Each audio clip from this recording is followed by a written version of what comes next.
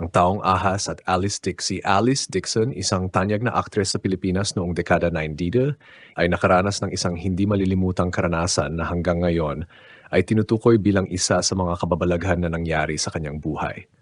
Ayon sa kwento, isang gabi, habang si Alice ay naglalakad pa uwi mula sa isang shooting, napansin niyang may isang lalaki na sumusunod sa kanya. Mataas ang tindig ng lalaki at may malauhing hitsura, subalit may kakaibang aura sa kanya.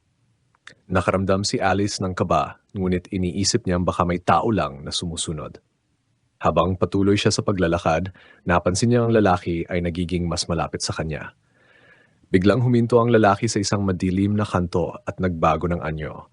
Ang katawan ng lalaki ay nagsimulang magbago, ang balat ay nagiging makintab, at ang mata ng lalaki ay kumikislap na para bang mga mata ng isang ahas. Napansin ni Alice na ang lalaki ay tila lumalaki at ang mga galaw niya ay naging mabilis at malupit.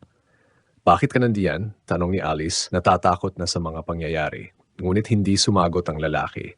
Sa halip, ito'y nagsimulang magbago pa ng katawan, ang mga kamay ay nagiging mahabang pangil at ang katawan ay nagiging hugis ahas. Si Alice ay natakot ng husto at hindi alam kung anong gagawin.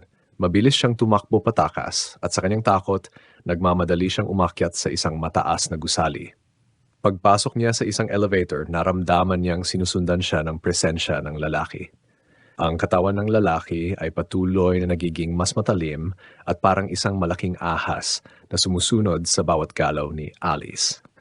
Sa kabutihang palad, nakarating si Alice sa taas ng building at dito ay nakaligtas siya mula sa nilalang.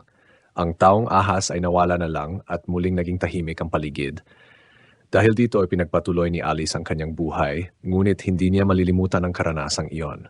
Hanggang ngayon, ang kwento ng taong ahas at Alice Dixon ay patuloy na tinutukoy bilang isang kababalaghan at maraming tao ang nag-aakalang ito o ay isang urban legend o isang kakaibang karanasan na may koneksyon sa mga nilalang na nagtatago sa anyo ng tao.